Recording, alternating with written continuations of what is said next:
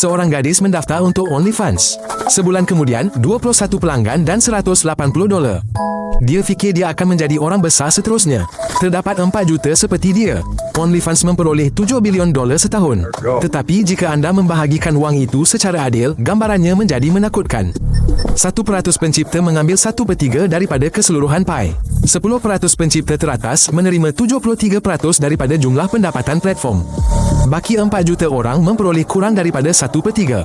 Ia bukan pasaran, ia adalah loteri. 40% pencipta OnlyFans memperoleh kurang daripada $10 sebulan. Bukan sehari, tetapi sebulan. Itulah harga burger. Untuk itu, mereka merakam diri mereka setiap hari, 7 hari seminggu. Perolehan platform meningkat daripada 270 juta kepada 7 bilion dalam tempoh 5 tahun. Pemiliknya sendiri secara peribadi menerima 472 juta dividen dalam 1 tahun. Seorang, walaupun pencipta menghasilkan kandungan dengan harga yang murah, platform mencetak wang. Ini bukan ketidakseimbangan rawa, ia adalah seni bina sistem.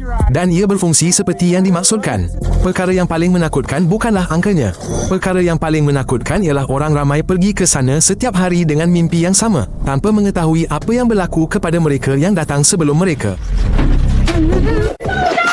Seorang pengguna TikTok membuat video, "Lihat, saya menjana lebih banyak wang di OnlyFans dalam sebulan berbanding setahun di tempat kerja."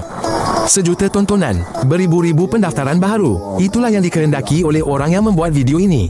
Kebanyakan akaun OnlyFans yang berjaya disokong oleh agensi. Mereka menguruskan pesanan, penggambaran dan promosi. Dan mereka mengambil 30 hingga 50% daripada setiap dolar. Rata-rata orang menyertai OnlyFans secara bersendirian. Tiada pasukan, tiada bajet pengiklanan, tiada pengalaman. Dan mereka bersaing dengan pasukan profesional yang mana ia hanyalah perniagaan. Platform ini hanya meluluskan 1/3 daripada permohonan. Tetapi mereka yang diterima pun cepat mendapati algoritma ini memihak kepada mereka yang sudah popular. Pendatang baharu tidak kelihatan. Sistem ini memberi makan kepada dirinya sendiri. Bilangan pencipta telah meningkat sebanyak 1,200% hanya dalam beberapa tahun. Lebih ramai pencipta, lebih banyak kandungan, lebih ramai pelanggan, lebih banyak wang untuk platform ini. Bukan untuk pencipta, tetapi untuk platform ini. Tiada siapa yang membuat cerita kegagalan. Tiada video dengan tajuk utama, "Saya membazirkan 6 bulan hidup saya dan tidak mempunyai apa-apa." Jadi statistiknya kekal tidak kelihatan dan corong itu terus menarik minat orang baharu. Mereka yang benar-benar menjana wang di OnlyFans menjana wang daripada penulis, bukan dengan mereka. Perbezaan ini perlu difahami sebelum anda mengklik butang pendaftaran. Seorang penulis OnlyFans bangun dan perkara pertama yang mereka lakukan ialah mengambil telefon mereka. Bukan kerana mereka mahu, kerana jika mereka tidak menyiarkan kandungan hari ini, platform tersebut akan menghantar amaran tentang pemadaman akaun.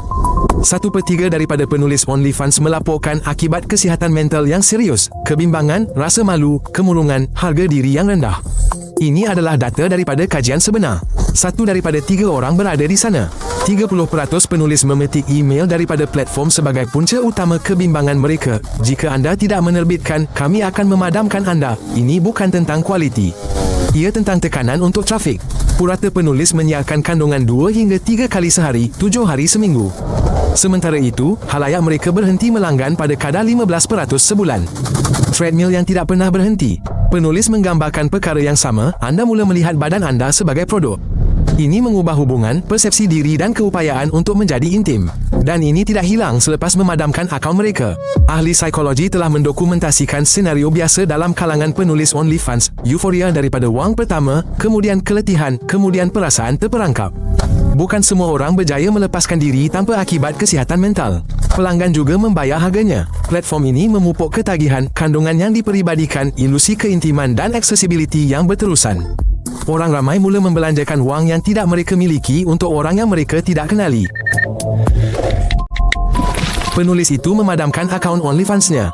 Lega, kehidupan baharu. Dan setahun kemudian, dia menerima mesej daripada majikannya. "Kami mendapati kandungan anda tersedia untuk umum. Memadam akaun tidak bermakna memadamkan kandungan tersebut."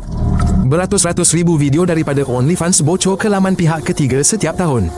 Mengalih keluarnya hampir mustahil, ia tersebar di laman cermin lebih cepat daripada yang anda boleh bertindak balas. Orang ramai kehilangan pekerjaan, keluarga dan rakan-rakan apabila seseorang yang rapat dengan mereka menemui kandungan mereka. Ia berlaku selepas setahun, 3 tahun, 10 tahun. Satu bingkai boleh mengubah kehidupan sepenuhnya. Ramai penulis merakam tanpa nama, tanpa wajah. Tetapi suara, tatu, pemandangan dari tingkap, objek rawak di latar belakang, sebarang butiran boleh menjadi petunjuk. Dinonimisasi berlaku dengan cepat dan sentiasa tanpa diduga. Sesetengah pelanggan menganggap keintiman di skrin sebagai hubungan sebenar. Terdapat kes orang menggodam alamat email penulis dan melawat rumah mereka. Ini bukan teori, ini adalah kes undang-undang. Pada tahun 2021, seorang lelaki berusia 20 tahun memecah masuk ke apartmen seorang penulis OnlyFans pada waktu malam. Dia menjelaskan kepada polis dia mahu diawasi. Lelaki itu pelanggannya. Tiada seorang pun daripada mereka ini menyangka perkara ini akan berlaku kepada mereka. Mereka semua menyangka mereka yang mengawal keadaan. Itulah yang menjadikan OnlyFans tempat yang benar-benar berbahaya. Jadi, siapa yang sebenarnya menjadi kaya di OnlyFans? Bukan mereka yang membuat penggambaran. Bukan mereka yang membayar langganan. Wang itu pergi kepada mereka yang membina sistem dan mereka yang belajar menguruskannya. Platform ini mengambil 20% daripada setiap transaksi. Berjuta-juta pencipta, berbilion-bilion transaksi. Pemiliknya memperoleh lebih $1 juta setiap hari tanpa membuat satu pun video. Agensi mengambil sehingga separuh daripada pendapatan pencipta. Mereka mempromosikan seseorang selagi mereka menghasilkan wang. Kemudian mereka mengambil yang seterusnya. Ia seperti tali sawat dan pencipta boleh dibuang. Orang biasa menyertainya untuk kebebasan dan wang. Mereka meninggalkannya dalam keadaan keletihan dengan kandungan yang tidak boleh dipadam dan dengan jumlah yang tidak dapat menampung masa yang dihabiskan. Platform ini telah wujud selama 9 tahun. Perolehannya berbilion-bilion. Pemiliknya seorang bilioner. Pencipta purata memperoleh $180 sebulan. Ini bukan masalah. Inilah produknya. Sistem ini direka untuk membuat anda percaya jika orang lain berjaya, maka saya juga boleh. Pemikiran inilah yang menjadikannya tidak berkesudahan. Inilah yang telah mengekalkannya selama 9 tahun sekarang. Setiap hari, beribu-ribu orang baru mengklik butang pendaftaran dengan impian yang sama. Kebanyakan orang tidak mengetahui statistik ini. Sekarang anda sudah tahu. Langgan saluran ini dan tonton episod lain. Ia penting.